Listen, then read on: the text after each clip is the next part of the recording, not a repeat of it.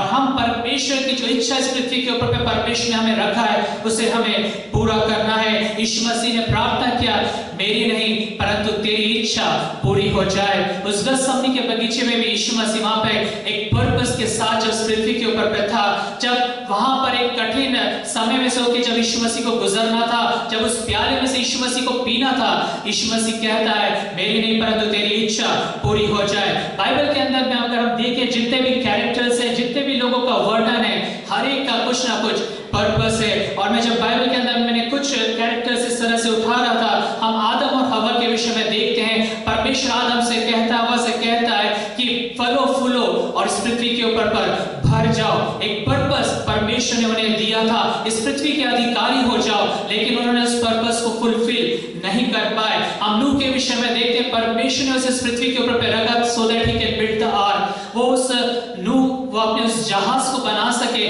जिसके द्वारा से उस समय में जो मानव जाति थी और जितने भी जीव जंतु थे वो बचा लिए जाएं। अब्राहम के जीवन में अगर हम देखें तो उसके जीवन का ये उद्देश्य था कि वो एक बड़ी जाति बन जाए और सारे राष्ट्र, सारे पृथ्वी के कुल उसमें आश्रित हो जाएं। हम यूसुफ के जीवन में देखते हैं, इस यूसुफ के लिए जीवन के लिए एक पर्पस था कि उस समय में जो अकाल है सारी पृथ्वी में वो भोजन लोगों को प्रोवाइड कर सके और साथ में इस्राएल के घराने के लिए वो एक ऐसा स्थान रखे जहां पे इस्राएल का घराना उस घोर अकाल के समय में बचा लिया जाए, उसके लिए सारी चीजों के प्रोविजन होने पाए। हम न्यायों की किताब के अंदर में देखते हैं उन लोगों का एक पर्पस था, जब कभी भी इस्राएली पाप करते थे परमेश्वर उन्हें उनके शत्रुओं के अधीन करता था और वहां पर वो शत्रु जो थे उन्हें प्रताड़ित करते थे, उनके ऊपर पे हर तरह की जो भी उनके विरुद्ध में हर तरह के कार्य करते थे और परमेश्वर न्यायियों को भेजता था और परमेश्वर छुटकारा लेकर आता था।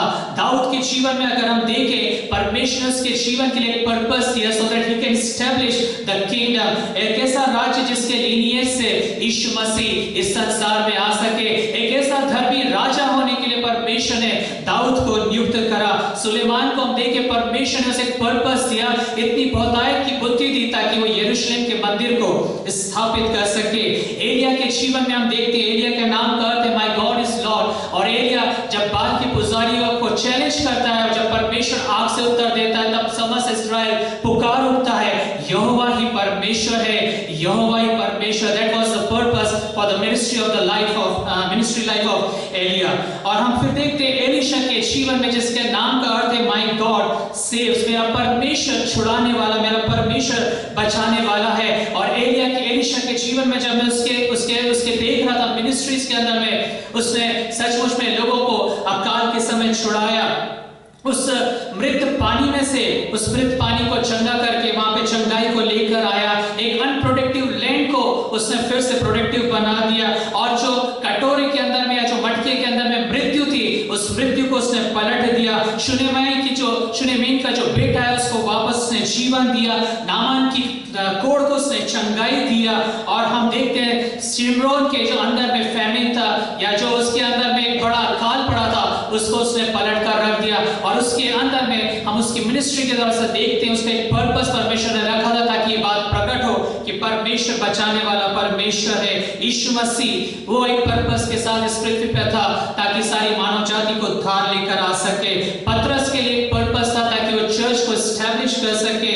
पौल के पास एक पर्पस था ताकि सारे संसार भर में, उस समय का सारे संसार भर में परमेश्वर के वचन को फैला दे, सुसमाचार से भर दे।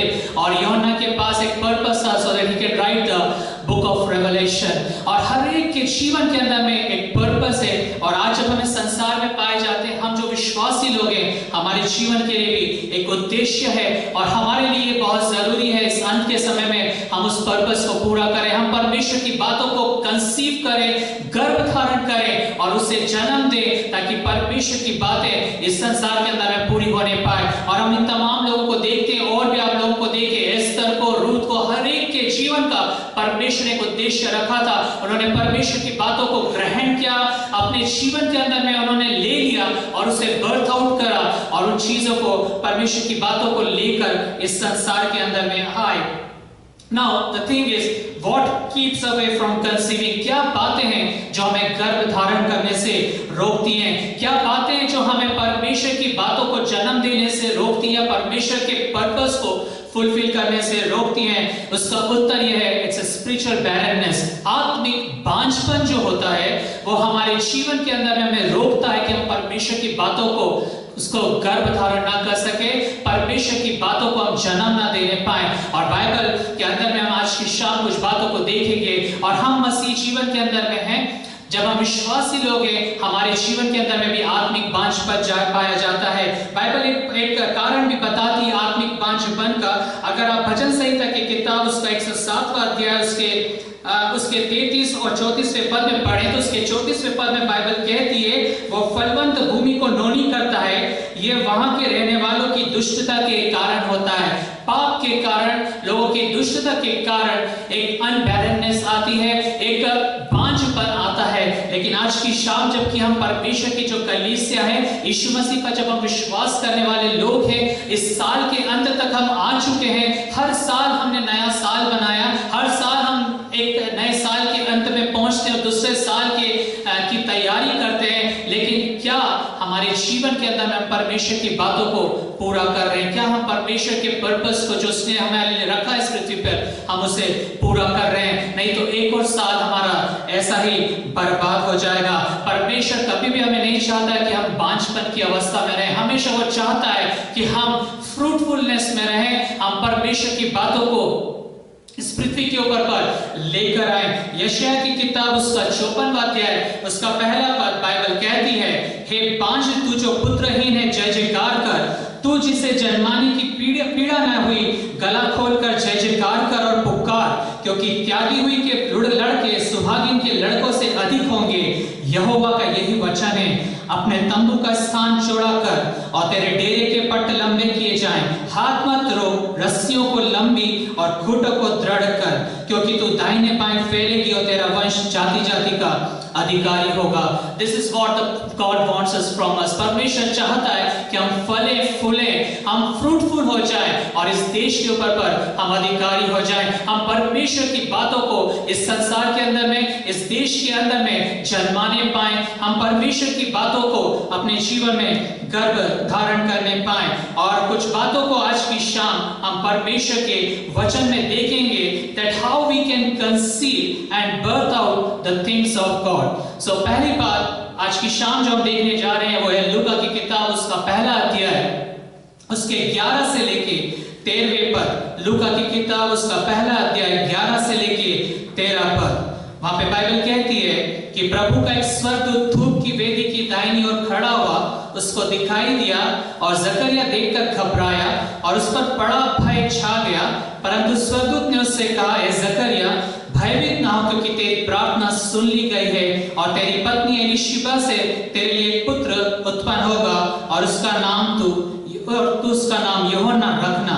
और यहाँ पर हम देखते हैं परमेश्वर का दूत आकर, जो जिब्राइल है, वो आकर जकरिया से कहता है तेरी प्रार्थना सुन ली गई है। 18वें पद में जकरिया कहता है, जकरिया ने स्वर्गदूत से पूछा, ये मैं कैसे जानूं, क्योंकि मैं तो बूढ़ा हूं और मेरी पत्नी भी बूढ़ी हो गई है। स्वर्गदूत ने उसको उत्तर दिया कि मैं जिब्राइल हूं जो परमेश्वर के सामने खड़ा रहता हूं। मैं तुझसे बातें करने और तुझे ये सुसमाचार सुनाने को भेजा गया हूं कि देख, जिस दिन तक ये बातें पूरी ना होली तब तक उस दिन तक तू मौन रहेगा और बोल ना सकेगा, इसलिए कि तूने मेरी बातों को जो अपने समय पर पूरी होंगी प्रतीति ना की। सो पहली बात हम यहाँ पर देखते हैं कि हम क्यों कंसीव नहीं कर पाते हैं परमेश्वर की बातों को, क्यों हम परमेश्वर की बातों को जन्म नहीं दे पाते हैं। That is because of unbelieving heart. हम प्रार्थना तो कर रहे हैं, यहाँ पे जकरिया प्रार्थना कर रहा है, इसलिए लिखा है तेरी प्रार्थना सुन ली गई है। कब से प्रार्थना करता चला आ रहा होगा और जब स्वर्गदूत उस उत्तर को लेकर आता है, यहाँ पर एक डाउटफुल क्वेश्चन जकरिया पूछता है, ये कैसे पॉसिबल है? और स्वर्गदूत बोलता है कि तू बोलेगा नहीं, तू मौन रहेगा, क्योंकि जो बातें मैंने तुझसे कही है तूने उसकी प्रतीति ना की है। So we must believe what we pray.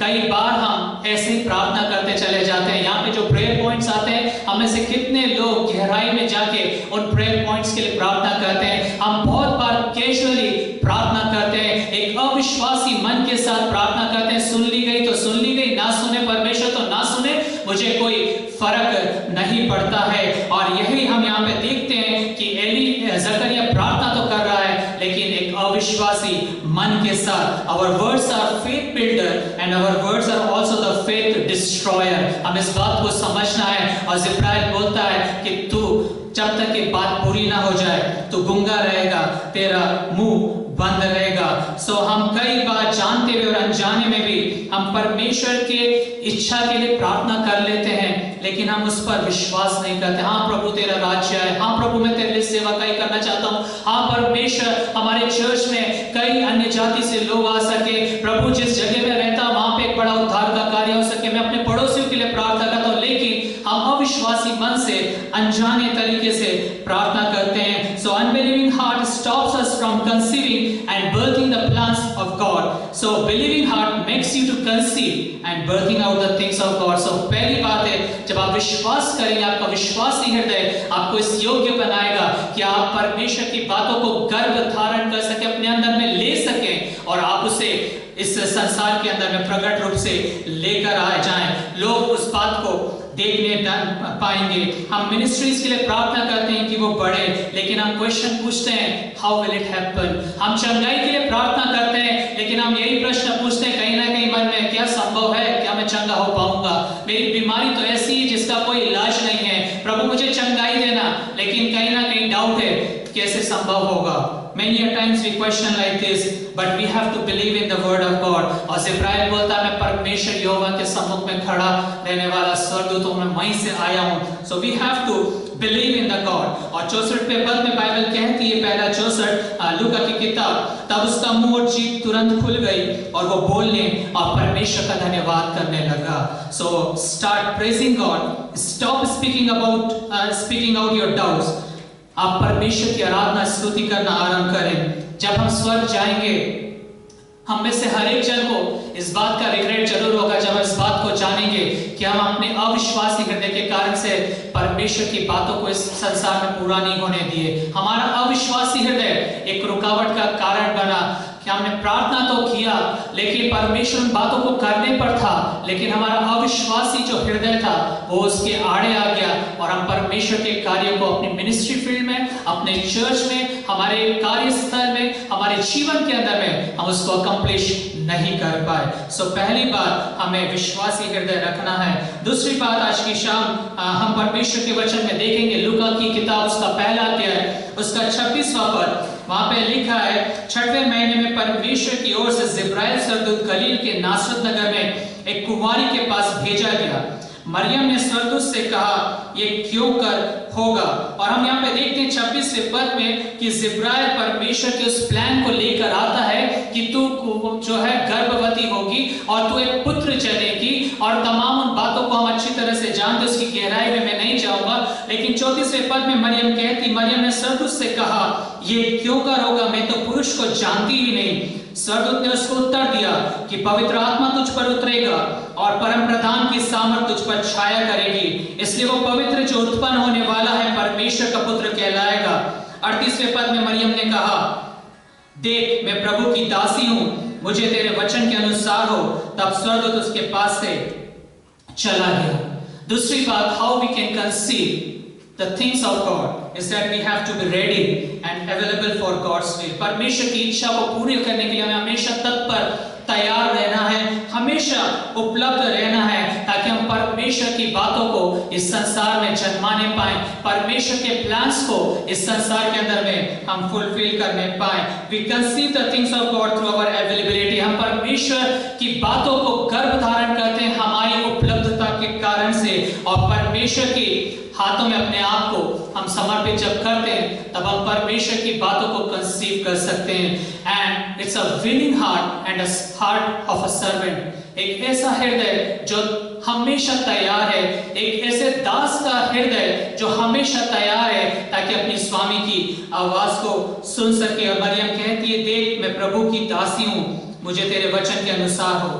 परमेश्वर कभी मरियम के पास उस वचन को लेके नहीं जाता, या परमेश्वर कभी भी मरियम को नहीं चुनता अगर मरियम विलिंग नहीं होती, यदि मरियम तैयार नहीं होती। परमेश्वर कभी भी अपनी इच्छाओं को लोगों के ऊपर पे थोपता नहीं है। और यहाँ पर हम देखते हैं जो मरियम का आप रिस्पॉन्स सुनिए, और मरियम कहती मैं प्रभु की दासी, उसकी इच्छा के अनुसार मेरे साथ हो जाए। और एक शर्मनाक बात थी कि कुंवारी इस तरह से गर्भवती हो जाए और मूसा के नियम के अनुसार, मूसा के लॉ के अनुसार उसे पत्थरवाह करके मरवा डाला जाना चाहिए था, क्योंकि जब वो पकड़ा जाती तो उसके ऊपर पे ये लांछन, उसके ऊपर पे दोष लगाया जाता और उसे पत्थरवाह करके मार डाला जाता। और हम यहाँ पे देखते हैं, लेकिन वो यीशु मसीह को कंसीव करने के लिए, वो यीशु मसीह को संसार में लेकर आने के लिए वहां पे तुरंत वो तैयार हो गई। उसने संसार की परवाह नहीं करी, उसने दुनिया के लोग क्या कहेंगे उसकी परवाह नहीं करी, लेकिन एक सर्वेंट हार्ट को दिखाते हुए तुरंत वो तैयार हो गई। प्रभु जैसा तू कहता है वैसे ही मेरे जीवन में पूरा हो जाए। अगर हम तैयार हैं तो परमेश्वर अपने प्लान्स को आपके जीवन पर रिवील करेगा। मरियम तैयार थी और परमेश्वर ने अपने प्लान को रिवील करा कि इस संसार में वो यीशु मसीह को लेकर आ जाए। And she conceive and birth, Yeshu Masih को उसने इस संसार में जन्म दिया। क्या हम इस तरह से तैयार हैं कि हम परमेश्वर की बातों को इस संसार के अंदर में लेकर आ जाएं? And he will choose you to accomplish his plans on the earth. अगर आप तैयार हैं तो आपको चुन लेगा कि उसके प्लान्स, उसके पर्पस को वो इस संसार में आपके द्वारा से पूरा कर सके। हम बाइबल के अंदर में कई ऐसी घटनाओं को देखते हैं जहाँ पे परमेश्वर अपने लोगों के ऊपर पे अपने प्लान्स को प्रकट करता है। जो लोग तैयार हैं, जो लोग विलिंग हार्ट हैं, जो लोग सर्वेंट हार्ट के हैं, परमेश्वर ने चुन लेता है ताकि परमेश्वर की योजनाएं वो इस संसार के अंदर में पूरा कर सके। क्या हम परमेश्वर के दास हैं? Are you a servant of God? Do you have a servant heart? क्या आपके पास एक दास का हृदय है? एक दास हमेशा तत्पर और तैयार होता है कि अपनी स्वामी की आवाज को सुन ले, चाहे कुछ भी क्यों ना हो जाए। जब परमेश्वर अपने प्लान्स को रिवील करता है, हम उसको पूरा करने से हिचकिचाए ना, हेजिटेट ना करें। क्यों? क्योंकि बाइबल कहती है परमेश्वर का जो पवित्र आत्मा है वहां पे लिखा है तुझ पर छाया करेगा। Power of Holi spirit will accomplish it. जब आप परमेश्वर के लिए तैयार होंगे आपको डरने की जरूरत नहीं है। कैसे होगा, क्यों होगा? परमेश्वर का पवित्र आत्मा आपकी सहायता करेगा। और हम देखते हैं मरियम के ऊपर एक बड़ा फेवर आया। उसने उस बात को, उस परिस्थिति के अंदर में, एक मैन डोमिनेटिंग समाज के अंदर में उसने इस बात को ले लिया कि हाँ प्रभु तेरी इच्छा पूरी हो जाए। वो घबराई नहीं और परमेश्वर का बड़ा फेवर उसके ऊपर पर आया और किसी भी तरह का लांछन, किसी भी तरह की विरोध की बातें उसके जीवन में नहीं आई। लेकिन परमेश्वर का पवित्र आत्मा उसके ऊपर बहुत आयत से छा जाने पाया। और बाइबल कहती ना तो बल से ना शक्ति से, पर मेरी आत्मा के द्वारा से सारी बातें संभव हैं। So when you are willing and God reveals his plan to you, never hesitate because God's spirit और परमेश्वर का पवित्र आत्मा आपकी सहायता करेगा। Hallelujah, praise the Lord. तीसरी बात, हमें किस तरह से परमेश्वर की बातों को कंसीव कर सकते हैं? पहले शमूएल की किताब उसका पहला अध्याय उसके 10वें पद के अंदर में हम देखते हैं, वहां पे हन्ना के विषय में हम पढ़ते हैं, वो मन में व्याकुल होकर यहोवा से प्रार्थना करने और बिलख बिलख कर रोने लगी और उसने मन्नत मानी कि ये सेनाओं के यहोवा यदि तो अपनी दासी के दुख पर सचमुच दृष्टि कर मेरी स्तुति ले और अपनी दासी को भूल ना जा और अपनी दासी को पुत्र दे, तो मैं उसे उसके जीवन भर के लिए यहोवा को अर्पण करूंगी और उसके सिर पर छुरा फिरने ना पाएगा। उसने यहाँ पर मन्नत मानी उस बात को डेडिकेट करने के लिए जो उसके लिए बहुत प्रेशियस था, something very very precious. She would to dedicate something very precious. जब आप तैयार होंगे समर्पण करने के लिए, जब आप तैयार होंगे बलिदान करने के लिए, अपना सबसे उत्तम बात, जब आपको जो चीज सबसे प्रिय लगती है, जब आप उसको समर्पित करने के लिए तैयार हो जाएंगे परमेश्वर के लिए, तब हम यहाँ पे देखते हैं आप कंसीव करेंगे परमेश्वर की बातों को। उसने शमूएल को या उसने उस बेटे को इसलिए मांगा कि वो परमेश्वर के भवन में रहकर परमेश्वर की सेवा टहल करे। बोलती मैं जीवन भर के लिए उस पुत्र को अर्पण कर दूंगी। So whatever the best you have dedicated for the Lord and you will be able to conceive when you are willing। जब आप तैयार हो जाएंगे कि मैं सब कुछ समर्पित कर दूंगी अपना बेस्ट, तब आप कंसीव करेंगे और आप परमेश्वर के प्लान्स को पूरा करने पाएंगे। So a sacrificial heart or a heart of dedication ये आपकी सहायता करेगा. This will enable you to conceive the things of God. And this is not free of cost. इसमें कीमत चुकाना पड़ता है. Are you willing to pay the price? और यहाँ पर हन्ना ने अपना सबसे बेस्ट परमेश्वर को अर्पण कर दिया. एक कीमत को उसने चुका दिया ताकि वो परमेश्वर के प्लान्स को अकम्प्लिश कर सके, ताकि वो परमेश्वर की बातों को अपने जीवन के अंदर में गर्भ धारण कर सके. और बाइबल कहती है वो गर्भवती हुई और उसने भी एक पुत्र को जना और शमूएल जो था इस्राएल के ऊपर पे एक नबी करके नियुक्त किया गया. जॉन नॉक्स ने प्रार्थना किया, परमेश्वर मुझे स्कॉटलैंड दे या नहीं तो मुझे मार डाल. So what kind of dedication we have? किस तरह की बातों को हम बर्थ आउट करना चाहते हैं. और जब इस रीति से उसने प्रार्थना करा, परमेश्वर ने उसने अपने जीवन के साथ परमेश्वर के सम्मुख में एक समर्पण करा और परमेश्वर ने उसे वो स्कॉटलैंड दिया. हम विलियम कैरी के विषय में जानते हैं, एक समर्पण का जीवन. उसने किसी भी बात को नहीं देखा. उसने अपना एक अच्छा जीवन जो वो अपने देश में जीता था उसकी उसने परवाह नहीं करी. अपने हाथों से अपने बेटे को उसने इस भारत के अंदर में मिट्टी दिया. सो मच डेडिकेशन दे है. इतना अधिक हम परमेश्वर के कई ऐसे मिशनरीज के बारे में जानते हैं, वो परमेश्वर के लिए अपना सबसे बेस्ट उन्होंने समर्पित कर दिया ताकि वो परमेश्वर के प्लान को बर्थ आउट कर सके, परमेश्वर की चीजों को कंसीव कर सके. और आज हम उनके फलों को सारे राष्ट्र के अंदर में देखने पाते हैं. आप अपने जवानी का सबसे उत्तम भाग परमेश्वर को जब आप डेडिकेट करें, अपना उत्तम समय, अपना उत्तम टैलेंट, आपके सबसे बेस्ट रिसोर्सेज जब आप परमेश्वर को डेडिकेट करेंगे, तब आप परमेश्वर के लिए बातों को कंसीव करने पाएंगे और परमेश्वर के लिए चीजों को बर्थ आउट करने पाएंगे. सो तीसरी बात, we should have a sacrificial heart or a heart of dedication towards the Lord. Then only we'll be able to conceive. चौथी बात हम बाइबल के अंदर में देखेंगे और वह उत्पत्ति की किताब उसका 18वां अध्याय उसके 9 से 14 पद में हम देखते हैं अब्राहम के विषय. उसने कहा, मैं वसंत ऋतु में निश्चय तेरे पास फिर आऊंगा और तब तेरी पत्नी सारा के पुत्र उत्पन्न होगा. और सारा तंबू के द्वार पर जो इब्राहिम के पीछे सुन रही थी, इब्राहिम और सारा दोनों 11वें पद में बाइबल कहती है इब्राहिम और सारा दोनों बहुत बूढ़े थे और सारा का स्त्री धर्म बंद हो गया था. तो सारा मन में हंसकर कहने लगी, मैं तो बूढ़ी हूँ और मेरा पति भी बूढ़ा है, तो क्या मुझे ये सुख होगा. तब यहोवा ने इब्राहिम से कहा, सारा ये क्यों कहकर हंसी कि क्या मेरे जो ऐसी बुढ़िया हो गई हो सचमुच एक पुत्र उत्पन्न होगा. क्या यहोवा के लिए कोई काम कठिन है. नियत समय में अर्थात वसंत ऋतु में मैं तेरे पास फिर आऊंगा और सारा के पुत्र उत्पन्न होगा. We have to take God's promise with great significance. Bible परमेश्वर की promises से भरी हुई है. परमेश्वर ने मानव जाति से लगभग 7487 promises किए हैं. क्या हम promises को हल्के में लेते हैं या क्या हम promises को गंभीरता से लेते हैं? जिस रीति से हमने इस प्रॉमिस वर्स को पढ़ा कि वर्ष भर परमेश्वर इस पृथ्वी के ऊपर पे जिस देश में हम रहते हैं परमेश्वर सुधि लेगा. और हम यहाँ पे देखते हैं कई बार हम कंसीव इसलिए नहीं कर पाते हैं परमेश्वर की बातों को क्योंकि हम परमेश्वर के प्रॉमिसेस को बड़े हल्के में जानते हैं, बड़े हल्के से लेते हैं. And when you are going to doubt the promises of God, that means you are doubting the ability of God. इसलिए क्योंकि परमेश्वर बोलता है, क्या यहोवा के लिए कोई काम कठिन है. जितने भी परमेश्वर के प्रॉमिसेस हैं, they tell you about the abilities of the God. परमेश्वर ऐसा करने में सक्षम है, इसलिए वो promises कर रहा है. And when you doubt those promises, you are doubting the ability of the God. इसलिए never doubt the promises of God. Never कभी भी परमेश्वर के promises को आप हल्का में न जाने क्योंकि वो परमेश्वर की काबिलियत को बताता है, वो परमेश्वर की योग्यता को बताता है. So if you want to conceive and birth the things, you have to hold on to the promises of God. आपको परमेश्वर की प्रतिज्ञाओं को पकड़े रहना है. मैं जल्दी से और दो बातों को बता के समाप्त करूंगा. पांचवी बात हम बाइबल के अंदर में देखेंगे दूसरा राजा की किताब उसका 2 अध्याय 9 से 12 पद. और वहां पे लिखा है, उनके पार पहुंचने पर एलिया ने एलीशा से कहा, उससे पहले कि मैं तेरे पास से उठा लिया जाऊं, जो कुछ तू चाहे कि मैं तेरे लिए करूं वो मांग. एलीशा ने कहा, तुझ में जो आत्मा है उसका 2 भाग मुझे मिल जाए.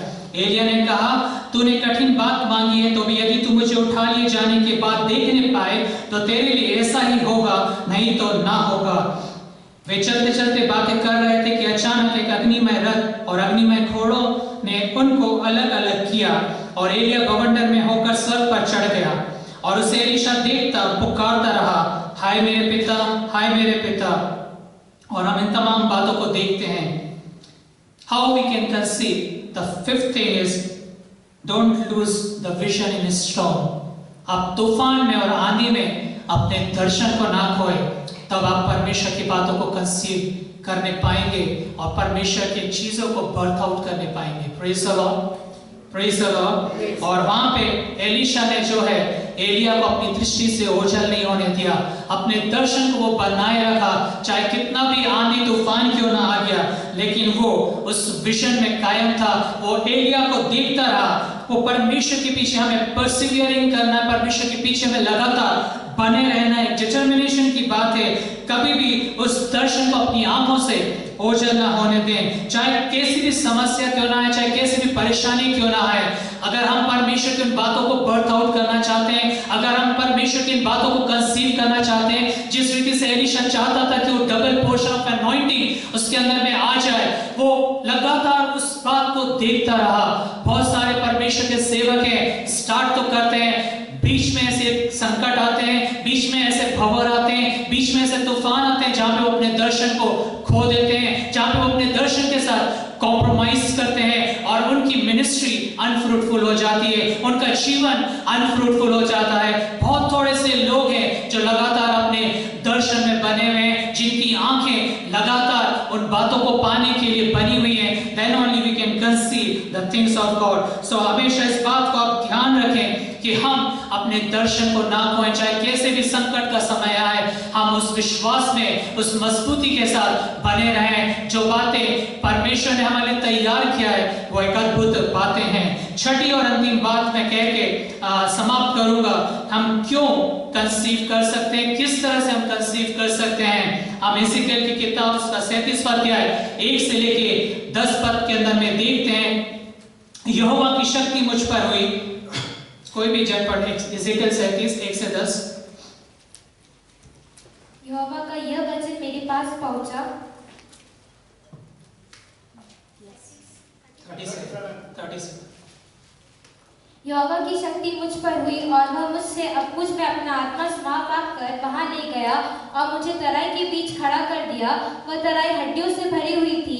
तब उसने मुझे उसके चारों ओर घुमाया और तराई की तह पर बहुत सी हड्डियां थी और वे बहुत सूखी थी। तब उसने मुझसे पूछा, है मनुष्य के संतान, क्या ये हड्डियां जी सकती हैं? मैंने कहा, है परमेश्वर यहोवा तू ही जानता है।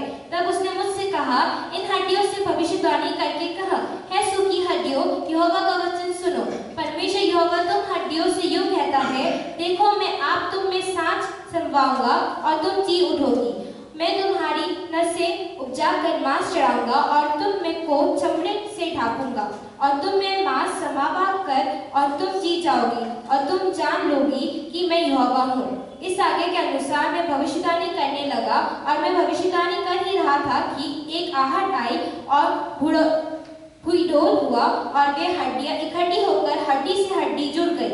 मैं देखता रहा कि उनमें नसें उत्पन्न हुई और मांस चढ़ा और वे ऊपर चमड़े से ढक गई, परंतु उनमें सांस कुछ ना थी। तब उसने मुझसे कहा, है मनुष्य के संतान, सांस से भविष्यवाणी कर और सांस से भविष्यवाणी करके कह, है सांस, परमेश्वर यहोवा यूं कहता है, चारों दिशाओं से आकर इन घात की वो में समाचा कि यह जी उठे। उसकी इस आगे के अनुसार मैंने भविष्यवाणी की। तब सांस उनमें आ गई और वे जी कर अपने अपने पांवों के बल खड़े हो गए और एक बहुत बड़ी सेना हो गई। और यहाँ पर हम परमेश्वर के वचन के अंदर में देखते हैं हड्डियों से भरी हुई तराई के विषय में। और यहाँ पे लिखा है, मनुष्य के संतान हड्डियों से भविष्यवाणी कर, हे मनुष्य के संतान सांस से भविष्यवाणी कर। So if you want to conceive and birth out the plan of God, start prophesying. आप भविष्यवाणी करना आरंभ करें अपनी परिस्थितियों के ऊपर पे।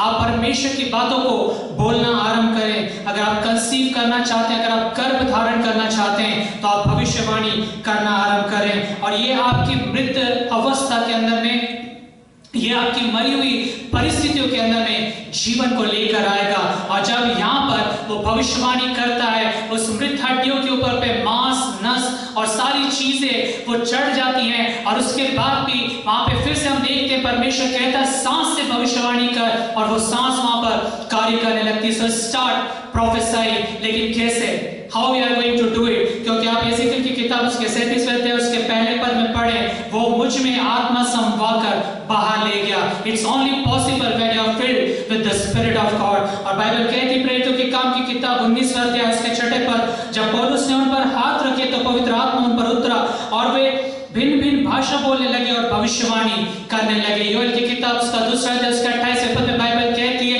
अंत के दिनों में मैं अपनी आत्मा सब मनुष्य पर उंडेलूंगा और तेरे बेटे और बेटियां भविष्यवाणियां करेंगे। सो आपको पवित्र आत्मा से परिपूर्ण होना है, आपको भविष्यवाणी करना आरंभ करना है, ताकि आप परमेश्वर की बातों को अपने जीवन के अंदर में कंसीव कर सके। सो ये 6 बातें आज की शाम हमने परमेश्वर के वचन के अंदर में देखा।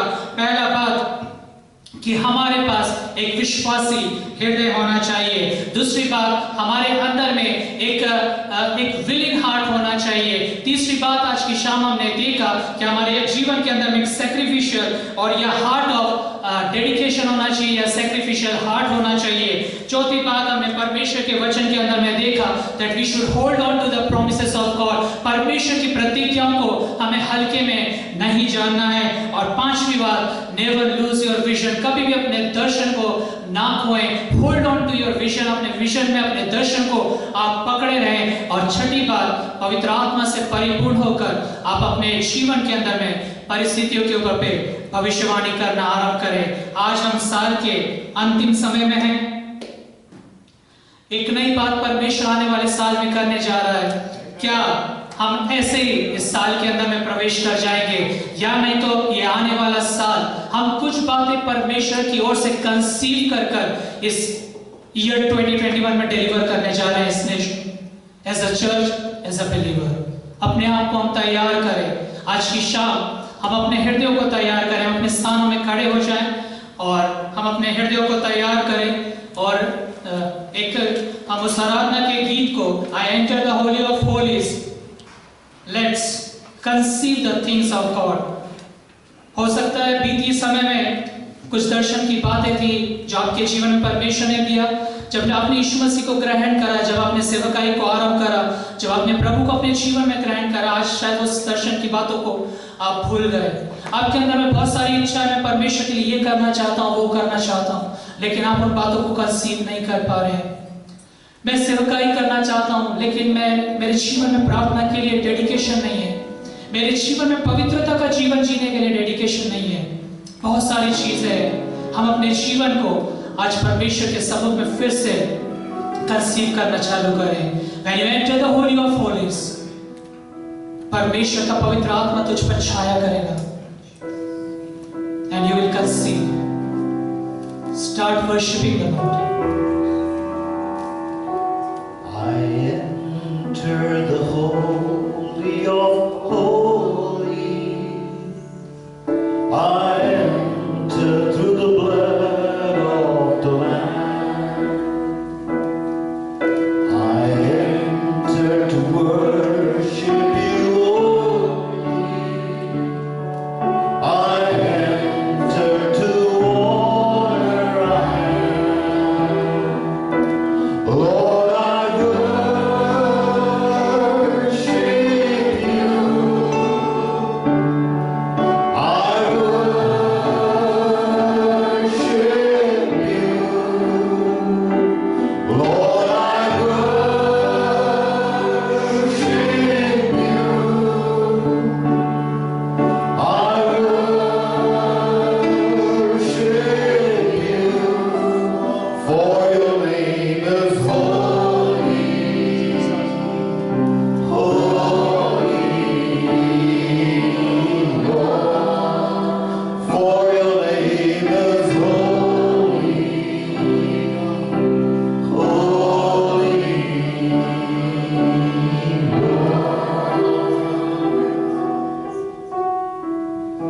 Amen. Praise God. Hallelujah. प्रभु को धन्यवाद करें, प्रार्थना में रहें और हम प्रार्थना करेंगे। और जैसा हमने वचन से सुना, हमारे जीवन में हम दर्शन को परमेश्वर के उद्देश्य को, पर्पस को किस प्रकार से गर्भधारण कर सकते हैं। हमारे पास एक विश्वास करने वाला हृदय होना चाहिए। We need to have a believing heart. We need to have a servant's heart, a willing heart. We need to have a sacrificial heart. We have to take the promises of God seriously. Let us not lose our vision, whatever may be the problems that we face, and let us start prophesying.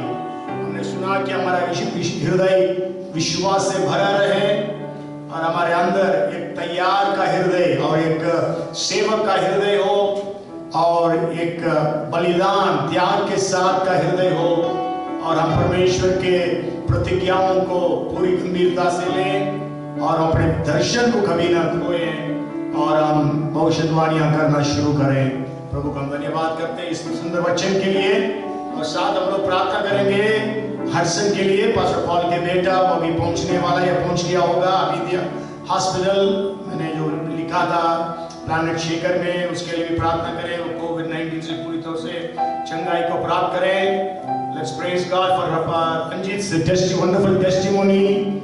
भाई रंजीत के इस अद्भुत गवाही के लिए धन्यवाद करें, और हम धन्यवाद करें भाई राजू, उसका परिवार आज इस वीक जब जा रहे हैं ऊटी के ओर, और अभी उनके मीन्स शर्ली और उनके माता पिता भी भोपाल छोड़कर जाने का प्लान में हैं। हम इनके लिए भी हम लोग प्रभु से प्रार्थना करें, और आइए हम लोग प्रार्थना करें। Lord we thank you, we thank you, we thank you Lord. आइए हम सब प्रभु का धन्यवाद करें, आज के वचन के लिए धन्यवाद करें। हमारे अंदर परमेश्वर